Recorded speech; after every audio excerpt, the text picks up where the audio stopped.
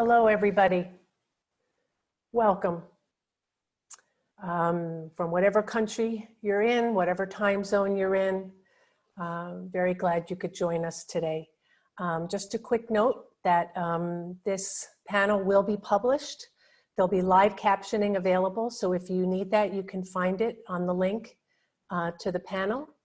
And we will be taking questions after opening remarks. And so if you have any questions you want to submit, you can do it through the chat function or through Twitter, hashtag COVID-19 Justice. I also want to thank, before we get started, Columbia Law School's Human Rights Institute and the Human Rights Clinic at Duke Law, Just Security, and the Center for Gender and Sexuality Law at Columbia Law School for organizing this panel and the entire series, COVID-19, Advancing Rights and Justice During a Pandemic. I'm Janlori Goldman. I'm from Columbia Law School and NYU Law. I'm moderating today's panel, and I'll open with a few remarks, and then we'll turn to our panelists who will speak for about 5 minutes or so, and we'll leave time for discussion. So please feel free to submit your questions at any point as we go along. For today's panel, we have 4 speakers who bring a range of perspectives to how we can flatten the pandemic curve while upholding digital and information rights. In this order, we'll hear from Adebayo Okeowo, a human rights lawyer with the Africa Program Manager with Witness, focusing on the intersection of human rights and technology. Diego Naranjo, the head of policy with European Digital Rights. Luisa Stasi, the senior legal officer at Article 19. And Michael Pisa, a fellow at the Center for Global Development. So as a lead into our panel, I want to offer a little context setting, a step back from the temptation to silo all of our thinking solely around the current pandemic. Shortly after 9/11, I wrote a piece called Balancing in a Crisis, with a question mark, which was a call to resist the march of the national security state. I urged then that privacy and civil liberties protections had to be baked in from the start, given that in a crisis, we are often incapable or unwilling to uphold rights. I think now I may have been naive 20 years ago, because even entrenched rights can be swept away by declarations of global and national emergencies. So let me offer a few thoughts that I'm having now about where we can learn and how we may come through this. How can we protect human rights in this time when global and national security and stopping the pandemic is the dominant narrative, which obscures all other narratives and possibilities? In the quest to stop the transmission of the virus, we are traumatizing and doing lasting damage to our families, communities, jobs, and the social fabric that we rely on for our humanity and to survive. While a pandemic may have been inevitable, and there will surely be others, what is not inevitable is our response. The tragedy is that despite dire and urgent warnings from scientists and public health officials that we needed to put in place a pandemic preparedness plan, we did nothing. In fact, in the US, we dismantled systems and cut resources intended to respond quickly to a pandemic.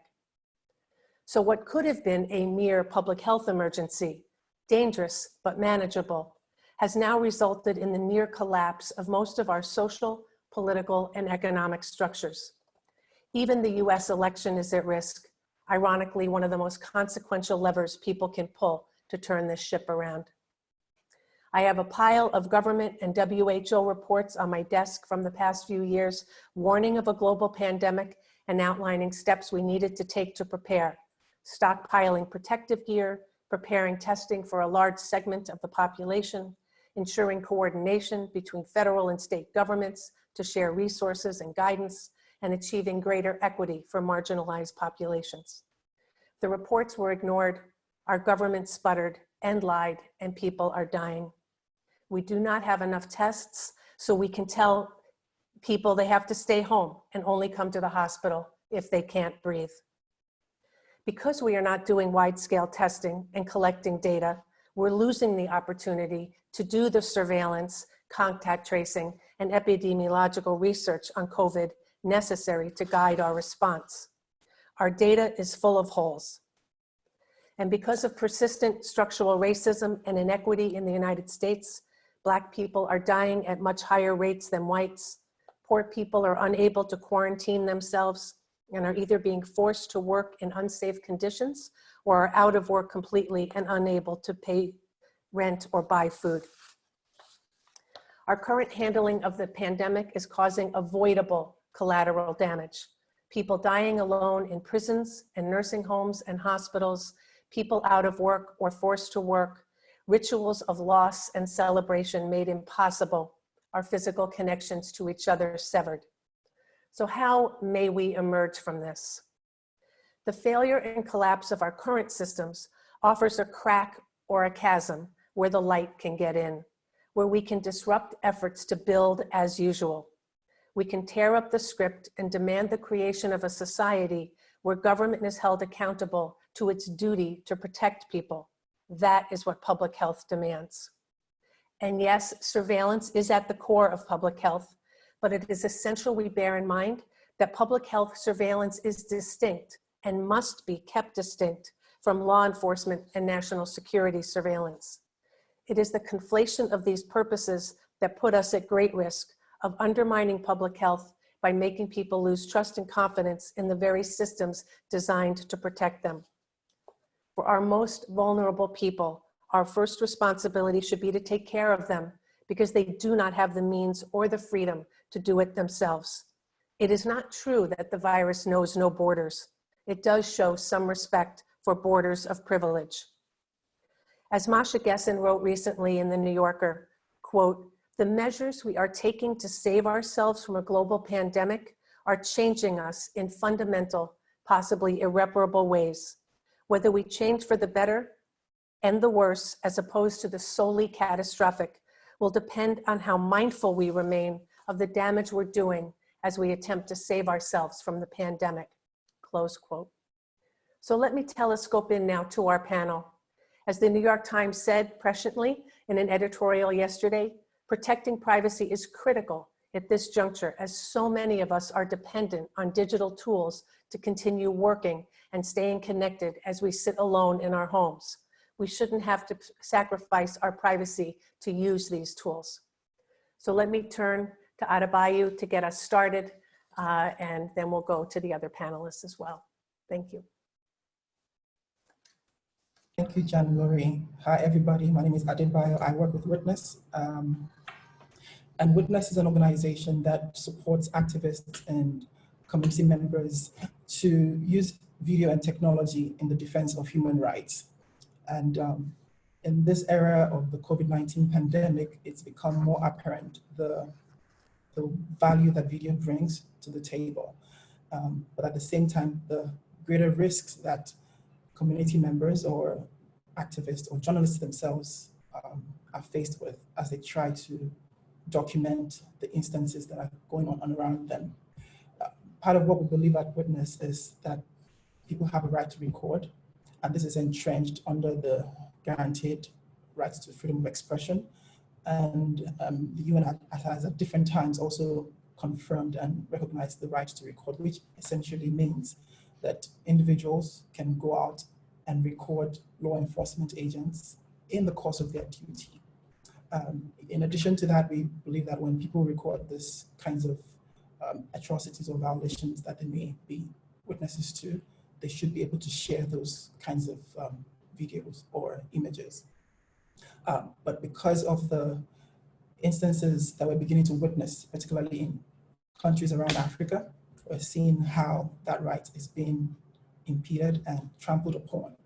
And I'll give a quick example. So for instance, we have seen in Nigeria, South Africa, and Kenya, as with some other countries in Africa where there's been a lockdown imposed to be able to contain the spread of the coronavirus in these countries. And in enforcing the implementation of these lockdowns and curfews in some instances, governments have deployed their security agents to make sure people comply. In trying to enforce this, however, we have realized that many rights are being violated even further. And while you already have people worrying about unemployment, lack of food, or lack of basic amenities during this lockdown. People are, in addition to that, having to worry about safety from the police that's meant to protect them in the first place. So you have this balancing act where police officers are trying to ensure that people comply with the lockdown and stay at home, which is a reasonable ask. But in the process of doing that, there's a disproportionate use of excessive force in implementing that lockdown order from government. And as a result, we've seen journalists being attacked. We've actually seen some fatalities in countries like Kenya and in Nigeria, where people have been killed, all in the name of enforcing a lockdown for the COVID-19.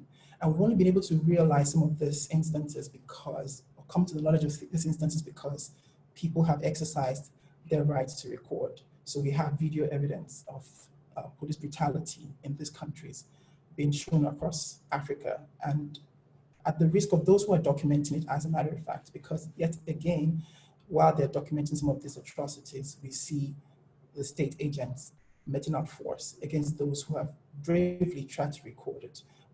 We've seen journalists in South Africa being attacked. It's a question of why would the police shoot before asking questions? Because we've seen in South African example, for instance, a journalist with a news channel being shot at with rubber bullets. And she kept on screaming, I'm a journalist, but nobody paid attention to that before they got really up close, and she kept screaming, I'm a journalist. And then they said, why didn't you say that before? And she said, I was screaming that exact point, you know. But that just buttresses the fact that why do our law enforcement agents have to react disproportionately, use excessive force, and ask questions later? We're lucky that that was not a fatal incident. But that's just one of the intersections that we have seen in the work that we do at Witness in this era of COVID-19 pandemic. And the other that I will just quickly touch on, and I could elaborate on this instances better later on, is in the era of misinformation. So Witness has been at the forefront of enlightening people to prepare for what we see as an upcoming problem around deepfakes and shadow fakes, where there's been manipulation of videos and audio to make people do what they never did. And we've seen this predominantly being used in the United States against some political figures. But again, we've seen a lot of women being targeted online where their videos are being doctored and being used to make them do what they never did. And this has resulted in gender-based violence, as a matter of fact. And in addition to the caution around deepfakes and problems that it might bring, we have seen how in countries around Africa, the bigger question is around shadow fakes. And with shadow fakes, you have problems such as misinformation, disinformation, miscontextualization of images. And that has been more prevalent now in the era of COVID-19 because everybody's pushing out all kinds of information and you can't tell which one is accurate or which one isn't. And it has led to a lot of fear and sometimes very extreme measures being taken by members of the public just because they did not know that what they've read or what they've seen is actually misinformation. So even when Kenya, for example, was imposing their curfew, stay-at-home curfew, and it was meant to start from the night time till the next morning, some people published news using a CNN banner that had Wolf Blitzer, stating that, oh, Kenya is imposing this lockdown at this period of the day because it's deemed that the coronavirus spreads more during the night.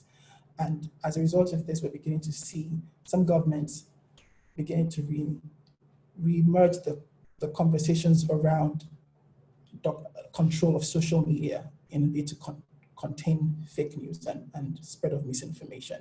And that is a space we have challenged for a while and we do not want to get into.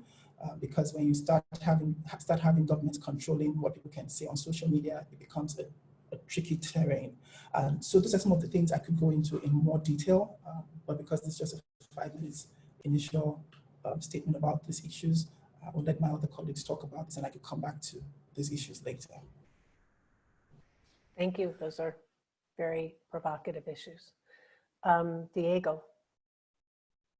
Yeah, thanks. I wanted to start my intervention with quoting Yuval Noah Harari, the famous author of Homo Deus and Sapiens and so on.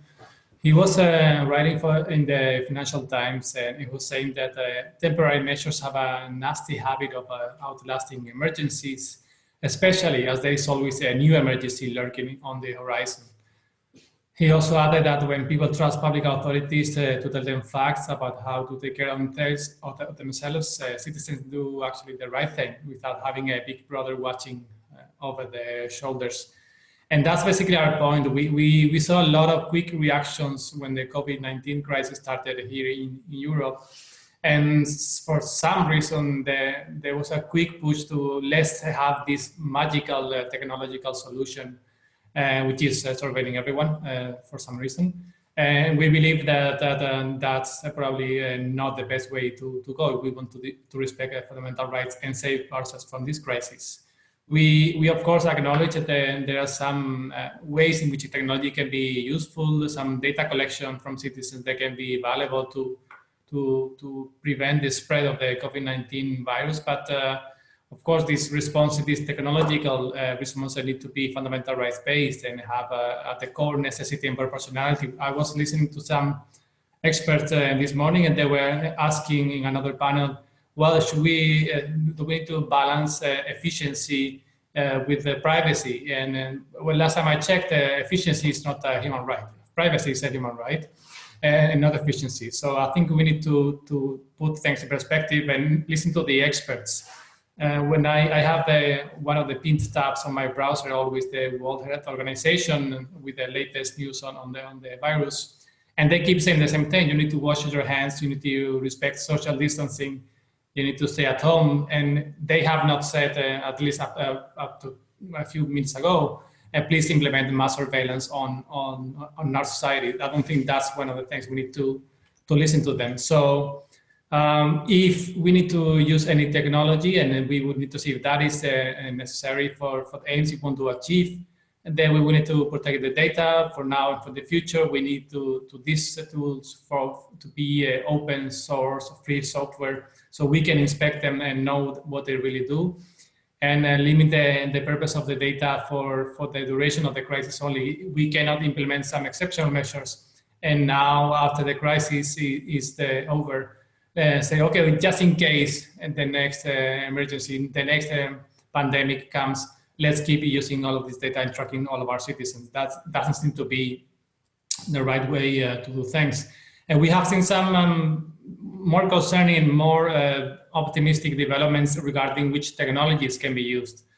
And the worst, probably, if it is confirmed, I have seen contradictory reports. Is one created by the Israeli state that apparently could allow domestic intelligence services to track citizens by geolocating them. I saw some other news that said that this app is only uses localized data on your phone. That's not clear. If it is true that law enforcement or intelligence services have access to that, then of course that's very worrying. Then a bad one in Poland, one of the smartphone app to combat coronavirus.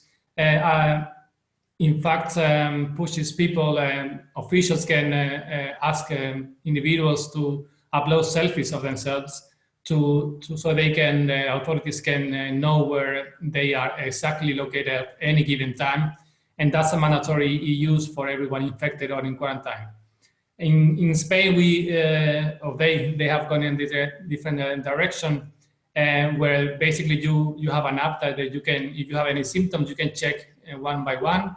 And in case the app says, okay, you might have actually coronavirus, then they tell you to which health center in your region you need to go. And similar things happen in India, in the state of Kerala, in southern India.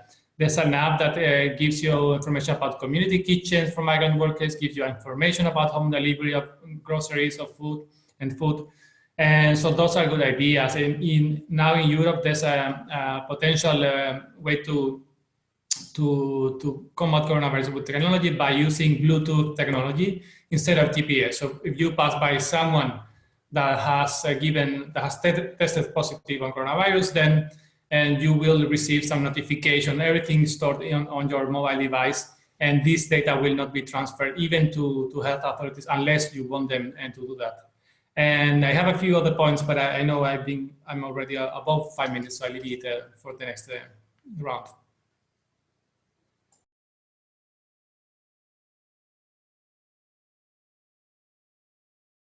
I think, Janlori, you were on mute, but I was. Thank you, Maria Luisa. Go ahead. Okay, thank you. Well, hi everyone, and thank you to the previous speaker for raising this very interesting point. As I was introduced, I work for Article 19, who is a free speech organization. So I'll try to give my 2 cents to this very interesting conversation, looking at the freedom of expression perspective, freedom of expression and access to information. I want to try to raise 2 main points in this first round, and then I'm happy to discuss other things. The first one is that if we look, this emergency situation has led a number of governments, an increasing number of governments, to declare the state of emergency and then to adopt emergency legislation. So taking emergency power to tackle this. As a free speech organization, of course, we need to assess which kind of impacts this might have on free speech, offline and online. So we do believe that access to information, accessibility of information in time of a pandemic are even more relevant. And they're instrumental to the right to health. So citizens, people, they can protect themselves better if they're well informed. So in this perspective, we think that the state, they are accountable, and they have the responsibility to try to do everything they can to make their own people informed and well informed about this. So there is a big issue of misinformation, which has been mentioned before. So we do realize that to kind of limit the spread of misinformation, especially the misinformation that can lead people to harm themselves, it's very important. But on the other side, we need also to remember that every kind of limit that might be imposed to the free flow of information, free flow of speech, need to respect some certain parameters, the parameter of legitimacy, proportionality, and necessity. And states, they cannot just overstep this because of the emergency. Because this won't work. It will erode trust in the institution, it will create a lot of confusion, and finally won't help people to protect themselves, and nor it will help the virus from spreading. Nevertheless, we've seen here and there that a number of emergency legislation adopted, they do contain provisions on the ban on false news or misinformation, vaguely defined. And some of them, unfortunately, they provide for imprisonment up to 5 years for people that are accused or are considered to spread false information. An example might be Thailand, where since 10 days ago, when these new emergency powers have been adopted, we have already had a number of reported arrests of people because of this false information. This is happening especially online. So an example is a 42-year-old artist that was coming back to Thailand from Spain, and he was arrested because he uploaded a post on Facebook saying that at the airport on his way back, there were no screening for temperature nor anything else.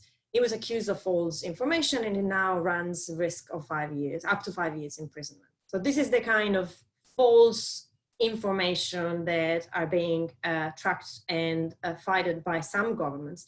Another example is Hungary. So a European example is Hungary. Again, by coincidence, that emergency framework provides also for imprisonment up to 5 years, so the same amount of prison years, for false misinformation, again very vaguely defined. So the risk is the misuse of this kind of provisions, but we have to say that these provisions by themselves, irrespective of the use or misuse, they are contrary to international standards, because in recent time, 2017, joint declaration, the Special Rapporteur on Free Expression and three rapporteurs from different regions, they have stated that false information or misinformation should never be criminalized anyhow. So this is happening, and even if we reason in terms of efficiency, it's actually, it is very contestable that this might be an efficient way to protect public health. The second, so we can question the efficiency in the short term already.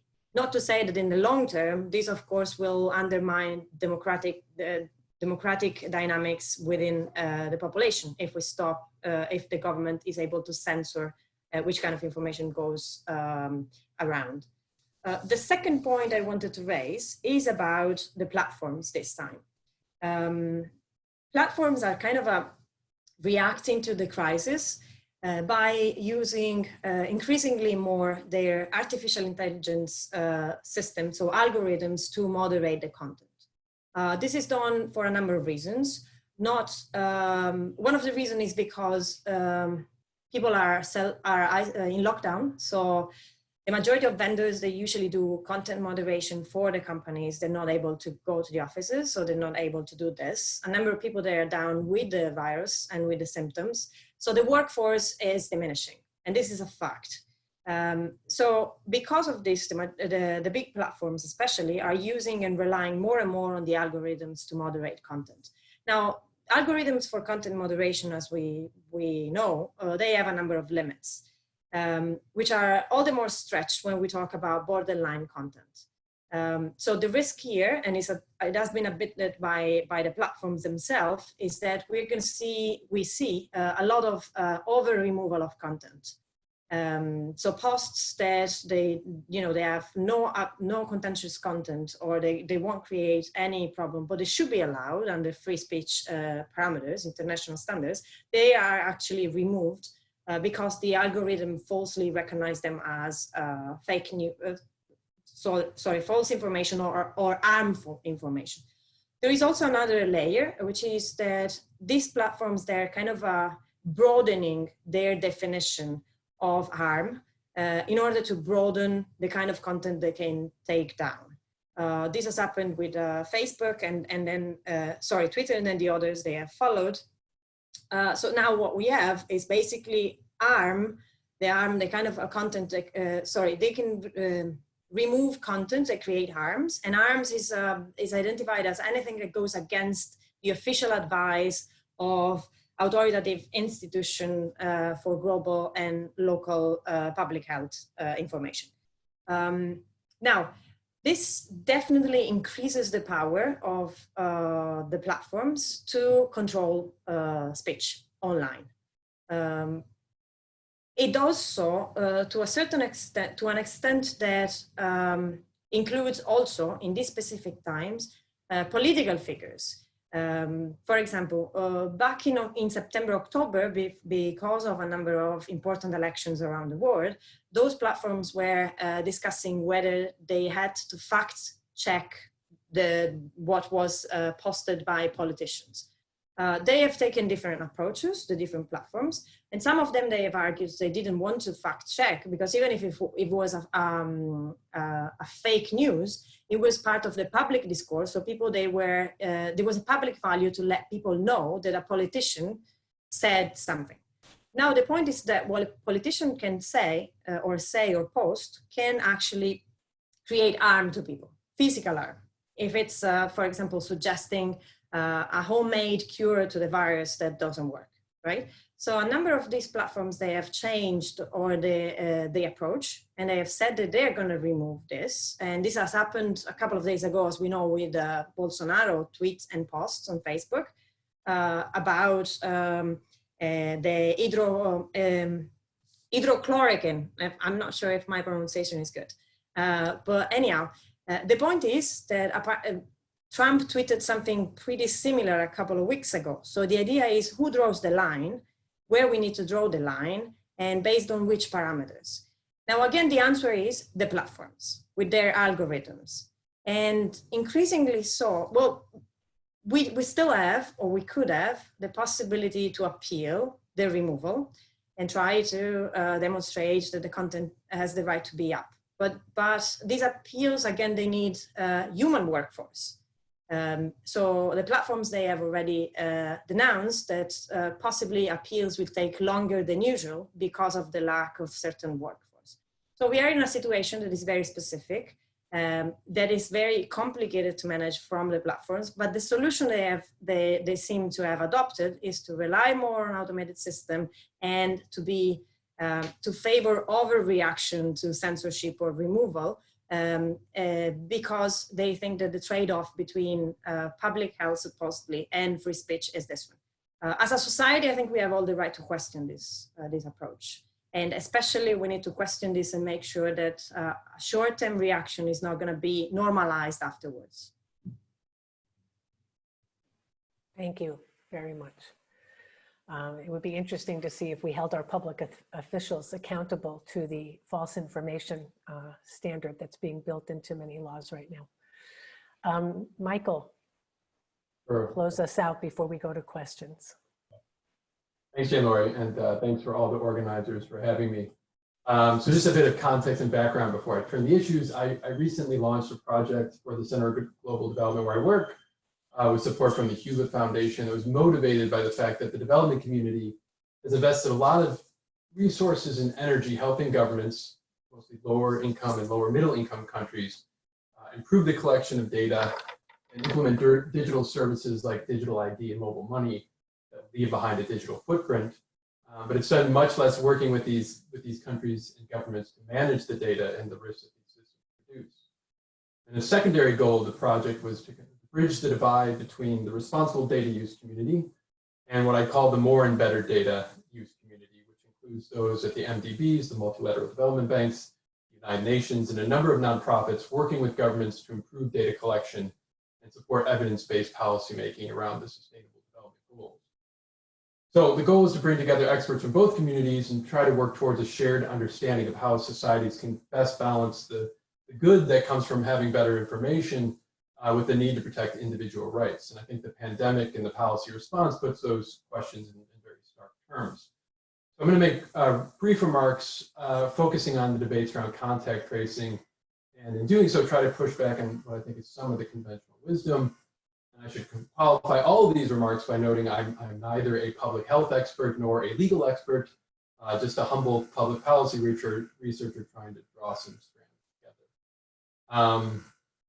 So contact tracing, it's true that most of the countries that performed well in the early days of combating the pandemic had aggressive contact tracing protocols in place, and that often involved the use of digital tools. I think it's a familiar list of countries at this point. It's Singapore, Taiwan, South Korea.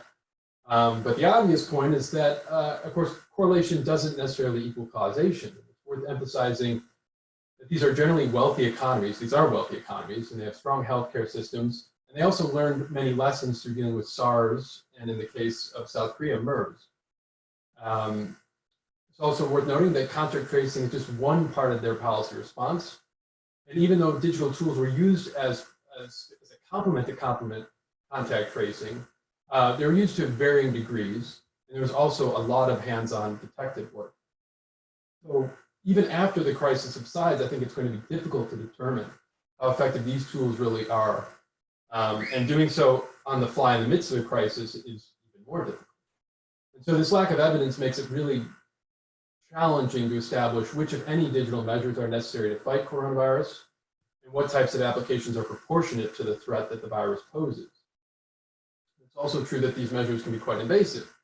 So in the example of South Korea, which I'm sure many people know, but I'll go over rather quickly, in South Korea, the government, based on laws put in place after the MERS outbreak in 2015, has the right to collect and publish information pulled from cell phone, from telecom providers, from CCT recordings, from credit card records to monitor people activity.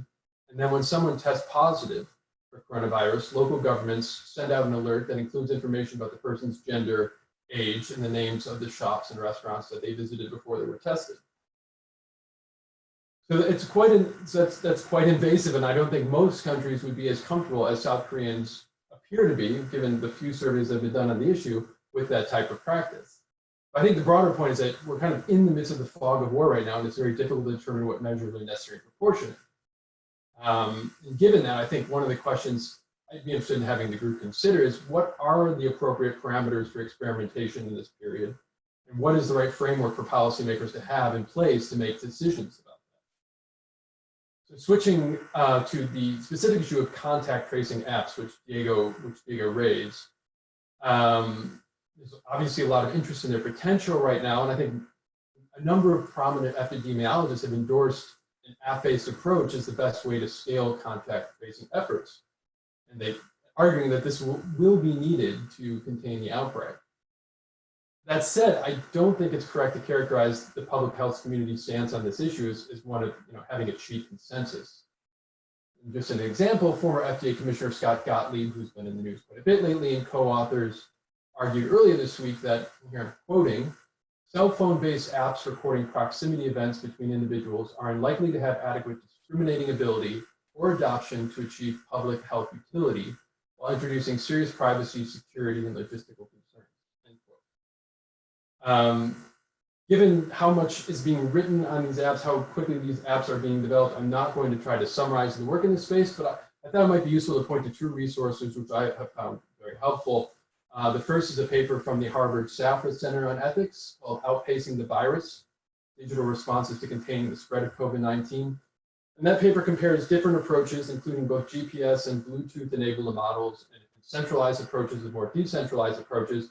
It looks at them both in terms of their likely effectiveness and the privacy considerations they raise. Another great resource is a 20-page chart by the Future of Privacy Forum that compares most of the well-known proposed app solutions across a number of features. But to give my 2 cents here, my sense is that the excitement around these apps is a bit premature for 2 reasons. The first is what I consider a misreading of the facts on the ground, and the second is based on this issue of adoption. So the first point takes Singapore. I've seen many reports suggesting that Singapore's use of a Bluetooth-enabled contract tracing app, which is called Trace Together, has played an important role in its response to the virus. And that's generally used as a justification for the use of similar apps elsewhere. But I don't think that's actually the case. The government launched this app on March 20th. As of April 1, roughly 1 million people in Singapore, which is 17% of the country's population, had downloaded it. But government ministers have stated that for the app to be effective, it needs to be adopted by at least 75% of the population. So the app most likely has done nothing, it has nothing to do with Singapore's early success in controlling the spread of the virus. But the bigger issue, I think, is adoption, or we can call it the if you build it, will they come problem. And I think at the moment, there's a lot of kind of hand waving by proponents of these solutions on this topic.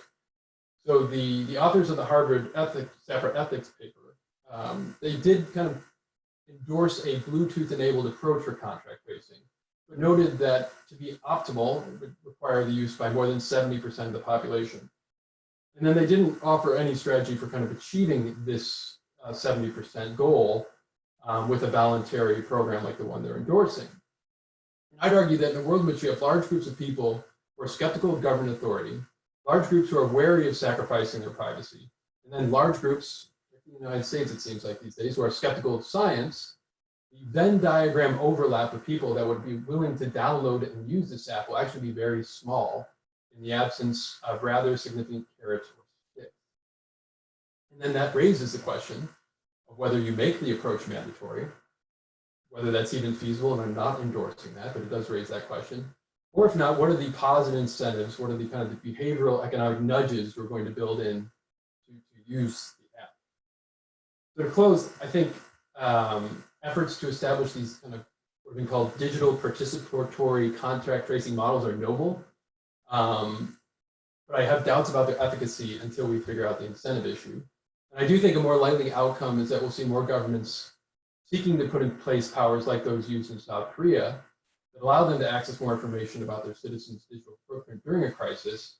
And hopefully they do this with a legal framework in place that limits use of these powers for combating the spread of disease, as you mentioned at the outset, Janlori, and also puts in place measures to unwind them, sunset clauses, so that they're unwinded after a health crisis is decided.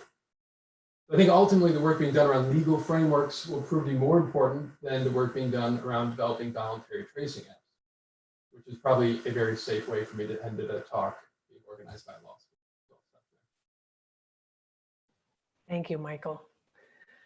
So just to take up on that last point, it seems that in order for us to have widespread contact tracing and to have that kind of adoption threshold met, we have to have testing. Right? We have to have somewhat universal testing in order for that to happen. So one has to kind of lead into the other. And we see that we're really struggling with that here, at least in the US. Let me pose to all the panelists, and it would be great if each of you could answer it. And if you want to respond to anything that the other has said, that would be great. So it feels like there are two themes that have come out. One is that We need to build in certain levels of human rights protections into our law, and that they are inviolable. And as Diego mentioned, effectiveness is not a human right. And so when we're looking at balancing, not all things are equal. So we have that kind of one theme. And then we have the issue of enforcement of the containment measures around lockdown and travel restrictions. So which overcomes and in many situations supersedes existing human rights laws. So I want to just get you to talk about that for a moment. How do you see it's possible to hold on to those protections and safeguards that we've built into law, or that we're trying to build into law, in the event of a pandemic or some other global crisis? And how do we prevent the wiping away, sweeping away of those protections around enforcement, particularly around enforcement of these lockdown, containment, and speech measures, as Maria Luisa mentioned? I open it up. Who wants to get us started? Maybe I can get a first go, just very, very quickly. I think there are two layers there. Of course, it's more complicated than that, but it's just, set the scene for the others to come in and say what they think. The first one is to try to remember that even for emergency legislation and emergency measures, we need to comply with international standards for the protection of human rights. So the basic questions about whether this is proportionate and necessary, and whether it is for a legitimate aim, the fact that it's limited in time and is subject to supervision, those are guarantees that need to be applied, especially so in pandemic times or emergency times. None of the fundamental rights we were discussing about, the human rights we were discussing a lot about, they're not absolute, they can be limited, but provided that we follow this basic procedure. So this is the main guarantee. On the other side, I think what is extremely important is the narrative. What we're seeing here is a very much like kind of war narrative that focuses on the danger and tries to hide, to polarize the discussion in between either rights or safety. Either privacy, free expression, or our health. This is not the case. It has been built in this way, but we need to push, as a civil society, we need to push for a different narrative to be in place, and to push for a dialogue from the very first step, thinking about different solutions, different possibilities, not undermining the value of informing people and trying to empower them to go towards solutions in this crisis, rather than surveil them and tell them what to do.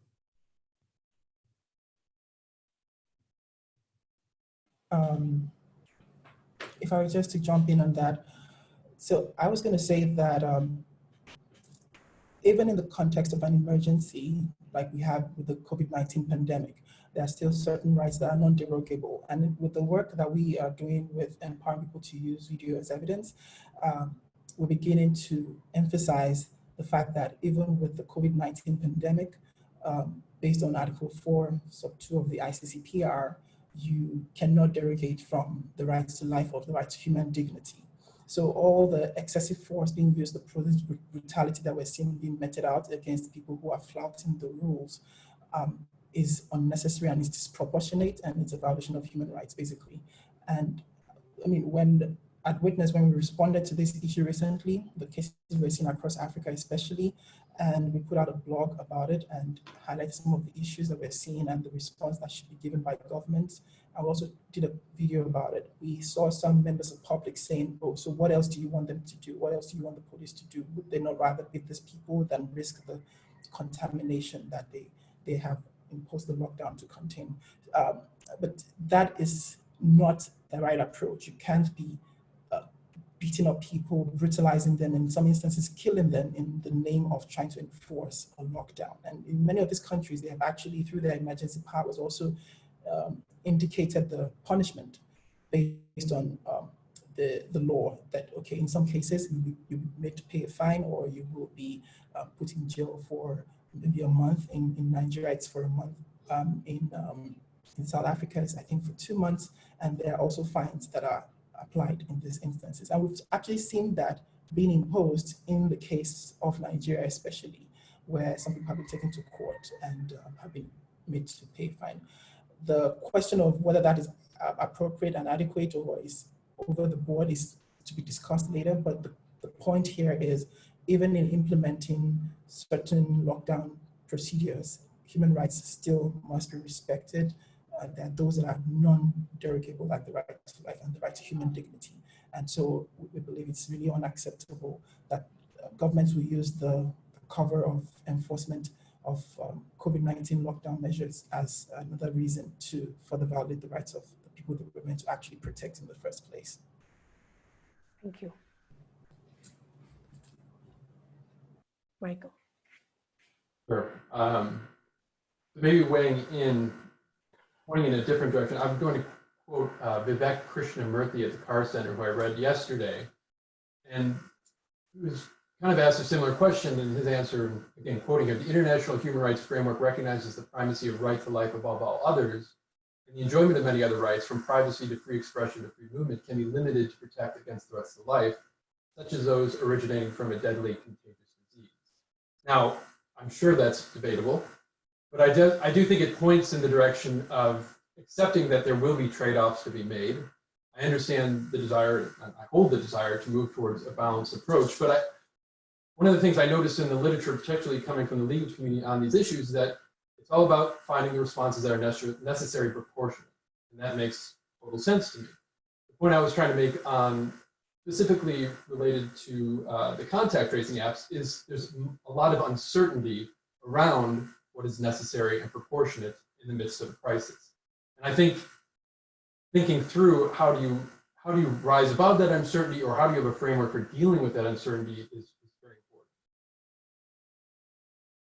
Thank you. Let's hear from Diego, and then I want to follow up with a few of you from questions that we've gotten from folks who. Yes, I think everyone said anything that I had to say already, but generally in the case of the contact tracing apps, it's true that they require a very high threshold.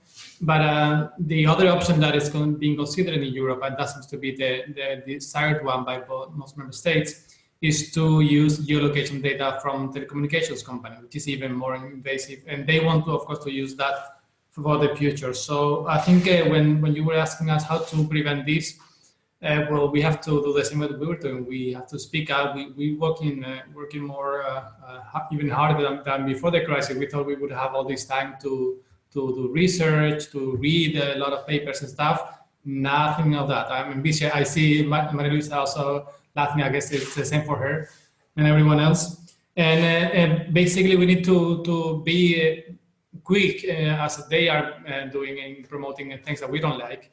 And we need to tell them the answers are elsewhere, are not in surveillance, are in testing the population, are in having a strong health system, are in taxing the rich appropriately, so we can fund all of these.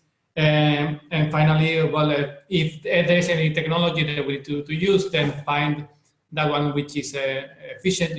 That's one of the parameters, but generally find what we can advocate as something which is necessary and proportionate, which is definitely not what I have heard from some member states in Europe. So one follow-up, I'm taking a few of the questions and reading them together, is we often use these, the language and the framework of trade-offs, right?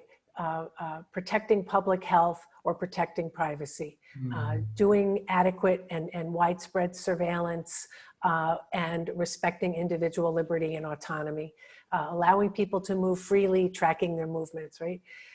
I'm wondering if you can speak to whether there's a way that we're undermining public health by eroding trust in our healthcare system with these mechanisms. Can any of you speak to this or how you would address this?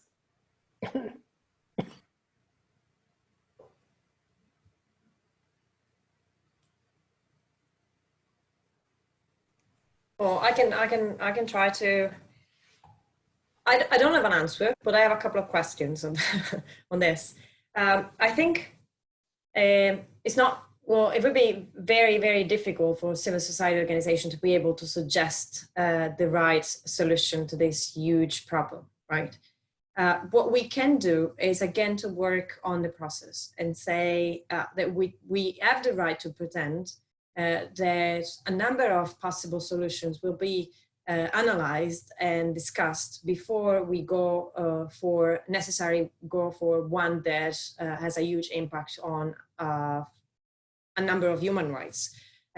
So again, it is not that we oppose to finding a good solution to the problem, because it's a common problem and we all agree that we need to find the right way to overtake it. But the point is, what we haven't seen, at least in a number of cases, is a sufficient discussion about alternative solutions, especially because there is a huge hype on digital solution to a problem that is not a digital problem. So tracing, or a certain extent of tracing, might be part of the solution if done in a certain way, and we have discussed this already. But it might not be the only one, and it's certainly not be the only one. So we need to focus and include in the conversation a range of measures, not only one measure, because it won't work. So yeah, this is what I think is missing in the public discourse now. And the feeling is that the conversation is captured by big players again, rather than being completely open to whoever can actually suggest something worth it to look at. Thank you. Anybody else want to weigh in on whether we need to have this construct of trade-offs, or if there's a way to get away from it and to see the linking of the rights, individual rights, with public health?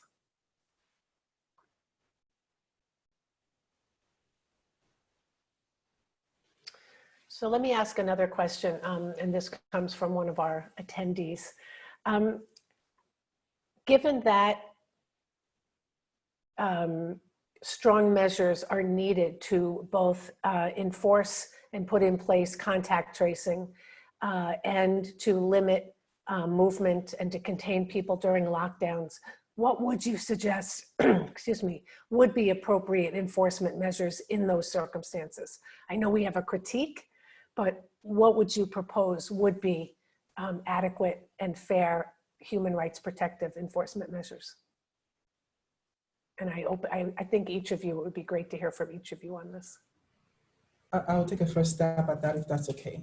So the critique we've definitely had is the extreme excessive use of force.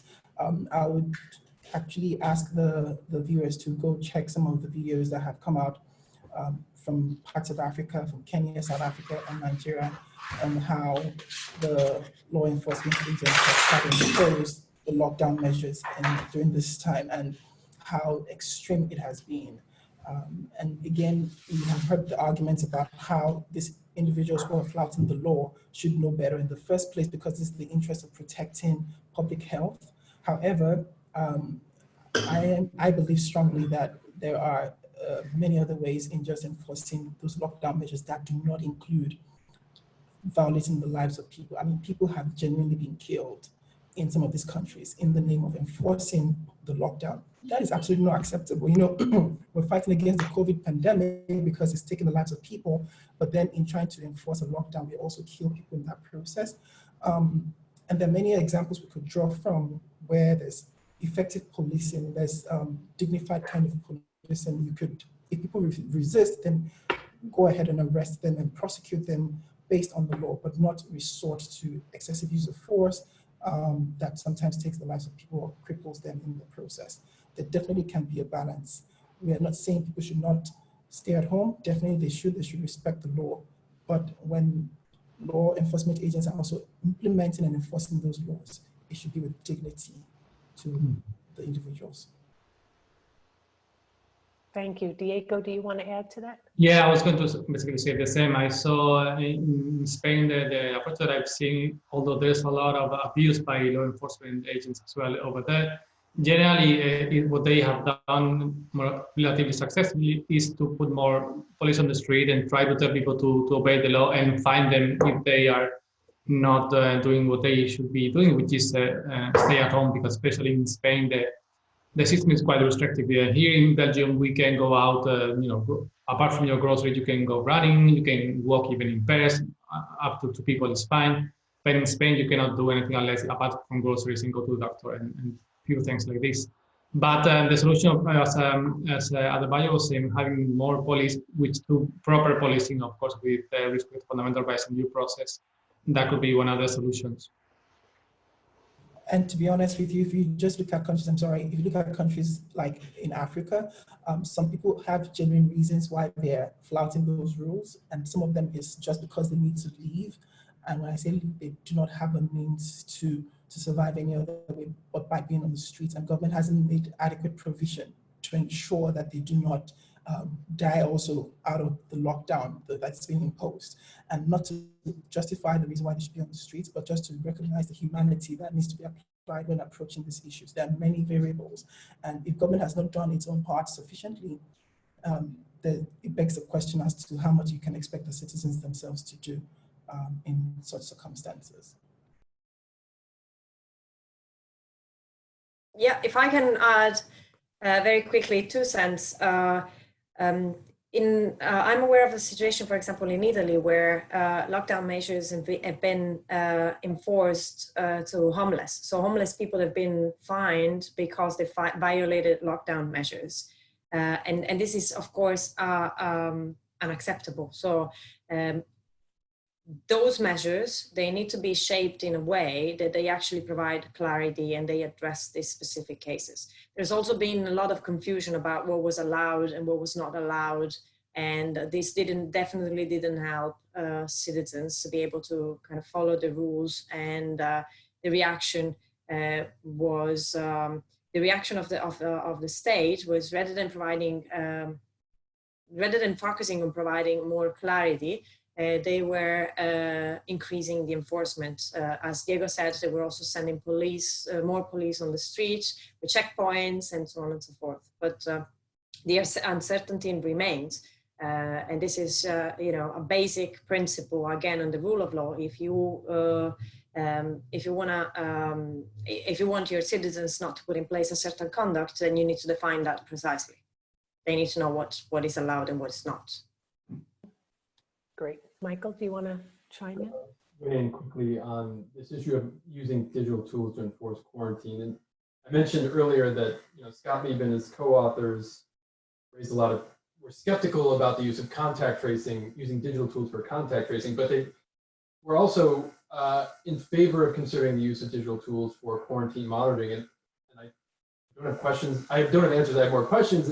The question is, and the argument he's made, and he actually had a lengthy tweet thread on this yesterday, was that this is how public health has been practiced traditionally, that if you isolate it or you identified someone with an infection, you isolated them, and public health teams, I mean, this depends on the disease, obviously, but public health teams would then expend kind of effort to make sure that that person stayed within a certain area around the house.